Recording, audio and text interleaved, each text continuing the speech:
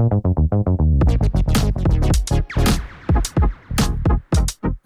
everyone, it's Martin here in the Pop Spot, and it is Emerald City Comic Con 2026. Everything has been so amazing at this convention, but the most amazing thing is about to happen because I am getting the opportunity to interview one of the great talents and actors of our time. It is Ming-Na Wen, who has been in so many wonderful projects over the years, and it's just absolutely a delight and a thrill to be here with you. Yes, and I have, we had some pre-conversation, so Martin, I got to know you a little bit, and I'm looking forward to our chit-chat.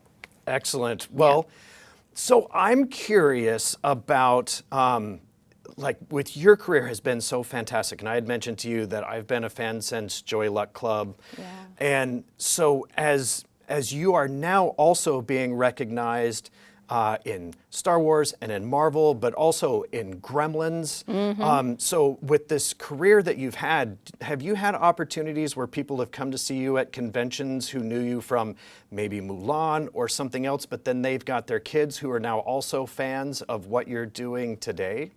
Constantly, and it's so interesting because I'll have fans who are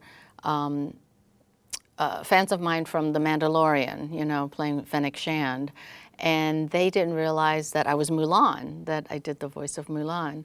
So at these conventions, like, it's almost a learning lesson for a lot of these fans, and you know, maybe they just don't automatically Google an actor to see what their past gigs were. And I don't know, I think it's wonderful to have the parent bring their children and they've both shared the love of Mulan or the whole Star Wars genre or Marvel, and it becomes like this family tradition. You know, I become part of their family tradition, and it's a great job to have, where you have that impact and that influence on people in their lives, and you're in their living room. You know, it's sort of like the perks of the job. Nice. Yeah. That's amazing. I am a fan of Final Fantasy: The Spirit Within. You were Dr. Aki Ross. Oh wow! Yeah. You're one of the few, right? Well, yeah. and it's interesting because that film is so good, and I find that it's still really timeless. Yes. And I think there was probably a lot of people had that uncanny valley at the time with visual effects and what it represented to have animated characters, and then especially being voiced by people that they recognize. But I'm curious about that film and how you got involved with it, because I think it's so good. I think it's historical, really. It was one of the very first films that really took animation and computer animation to a whole nother level. I mean, Sakaguchi-san was passionate and meticulous about advancing that art form. And I remember going to Hawaii, they had offices there, and they had countless animators. Like, some of them were practically working 24/7 because it was so difficult to do some of the things that we take for granted now, like Aki Ross's hair. He wanted the hair to flow. He wanted the strands, each individual strands, to move through space. And the amount of man-hours that entailed coding all those little bits and pieces of animation is like something we could now do on an iPad, on an iPhone, with just a stroke of our finger. But back then, you know, there were mountains of computer data that they had to, like, they were refrigerator sizes to maintain all that, you know, to have memory to collect all that data. So it's just, it was the birth of computer animation. And people were so scared, even back then. They were like, oh no, is animation going to now take over real people? Because they were trying so hard to capture, you know, the images of people. And Sakaguchi-san and the animators would tell me that the skin was actually the hardest thing to animate realistically because of the many faceted layers of coloration and texture, that the skin was the hardest thing to manufacture and create. So I feel like I'm in the forefront of it, you know. And the storytelling was very sort of, I don't know, just esoteric and beautiful and aesthetically driven by religion and by the human experience. You know, I think it went over a lot of people's heads of what it is. So I really appreciate that you loved it. I absolutely love it. I saw it in the movie theater, and then I own it on, I've owned it long enough, I own it on DVD, so I don't even have it in high definition. Nice, yeah. But it is a film that, yeah, from a technology standpoint, I think a lot of people jumped off of that platform, and for wherever groups like Pixar are now with their movement of skin and hair in an environment, they had to come from what was made from that film. Yeah, yeah. I think, yeah, he really engineered a lot of that and inspired a lot of animators to go to the next level. You know, and now like just regular games have incredible. I'm just so blown away by what they can create now. Yeah, it's amazing. With that technology that started off back then. Yeah. And then like you said, with the storytelling and having that religious and, to me, very environmental. Very very environmental. interconnected parts of just the environment and life and existence. And I feel like, again, that storytelling happened, and then you move forward and you eventually get to you have things like Avatar. Ding, ding, ding, ding, ding. We're on the same page. They're revisiting those same kind of stories with that advanced technology also behind it. So, so Final Fantasy, The Spirit Within, really was the platform that allowed for all of these other stories to be able to come from. Yeah, I think so. Yeah. You know?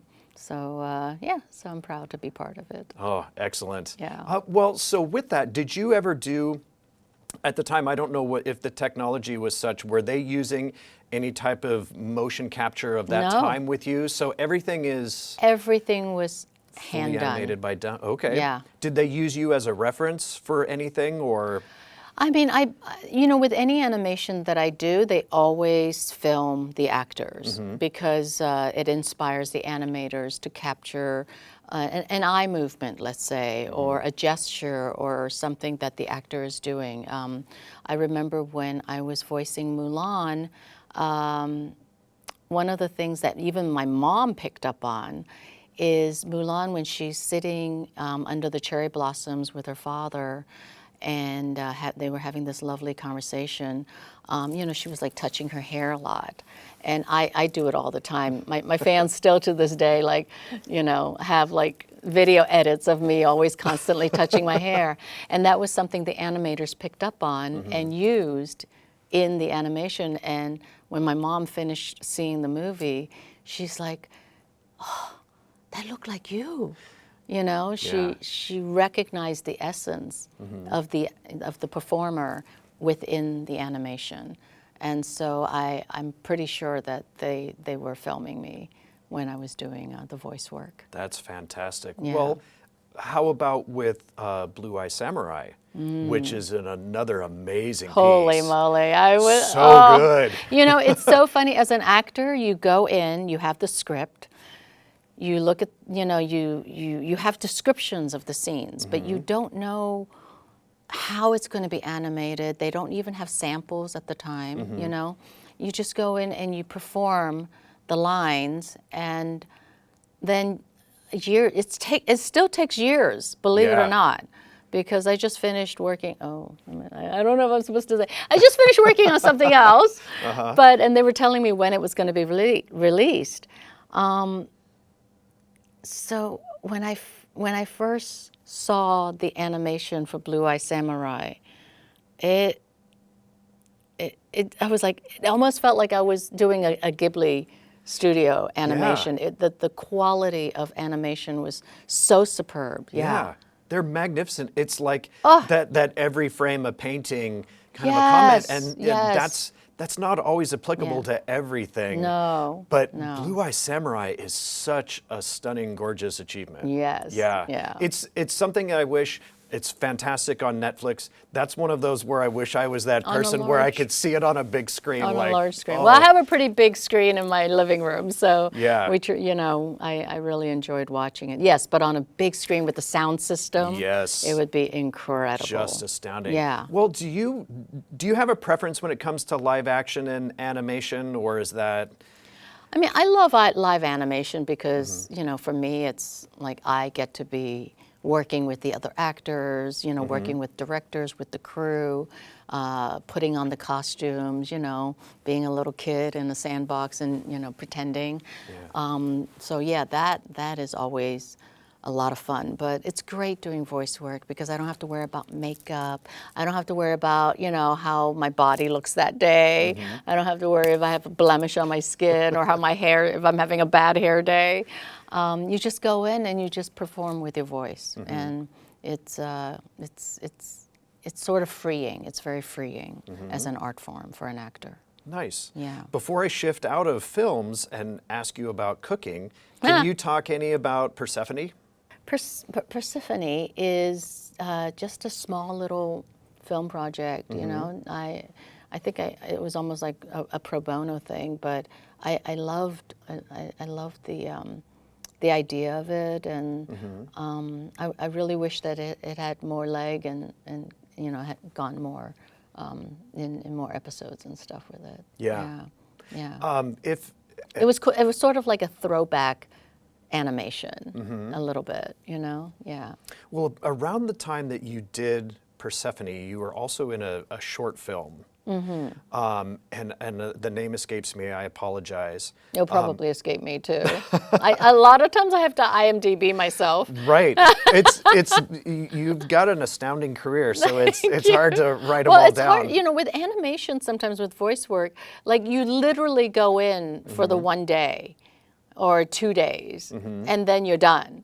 You know, it's kind of like when James Earl Jones actually went in and did Darth Vader, and I think he did it over one session or so for the very first movie, and didn't think anything of it. You know, it was just like a day gig for him. And probably, like I think he said he didn't even remember having done it. And Yeah. it ends up becoming this iconic character. So, yes. So if he can do it, I can do it. Yeah. So, yeah. Well, the reason I wanted to ask about the short film is that filmmakers out there, myself being a filmmaker as well, who is trying to get out there, how do you consider what other people might say are like small projects, you know, or is that a thing? Like, can people approach you and try to pitch you or talk to you? Is that something that still happens to you, or do you just have so many things on your plate that it's not always that easy? I think I'm unique as a maybe I'm unique. Maybe I'm just giving myself uniqueness. But for me, no matter how much I've done, I don't think I've done enough. And I always kind of go back to square one. You know, maybe it's the theater training in me, or that sort of mentality of you take a project on because you want to tell a good story, or it's something that affects me. And I don't think about it as if it's a big project or a small project or, you know, any of that. That's not what drives me in wanting to do something. If it fails, if it doesn't make any money, nobody ever sees it, then nobody sees it. You know, Picasso was a broke ass artist when he died, and many others, right? That who ended up having, you know, paintings that are worth hundreds of millions of dollars. So it's not what you do as an artist thinking about how successful it's going to be, or how much money it's going to generate, or how much money you're going to make from it. That's not being an artist, I don't think. You know, it's about the work. It's about the storytelling. It's about wanting to do it because it moves you as a human being, and it will help me to become a better person, a better artist, or or it's going to give me great joy to do it and to collaborate with someone who I respect because they wrote that thing or they animated that thing. So that's what makes me pick a project. And I love to hear that, because as a filmmaker who's only made shorts but aspires for greater, Yeah. I think it's really important for us to be able to strive to create wonderful, great stories that might have people in mind, Yeah. and really write and like really push and progress our art and our career in such a way that we could create something that on the page looks good and could actually move a Yeah. person to be a part of that. Yeah, because I mean, how many projects have become a hit or a success? I mean, Star Wars wasn't Right. supposed to be a big hit. Right. You know, like the executives sometimes, like the studios, they don't know. If they did know, every single thing that they made would become a huge, Right. massive success. Nobody knows. And that's what's so beautiful about creating something, is that you don't know. And that's the gamble, you know, Yeah. that we play with those ideas of success and failure.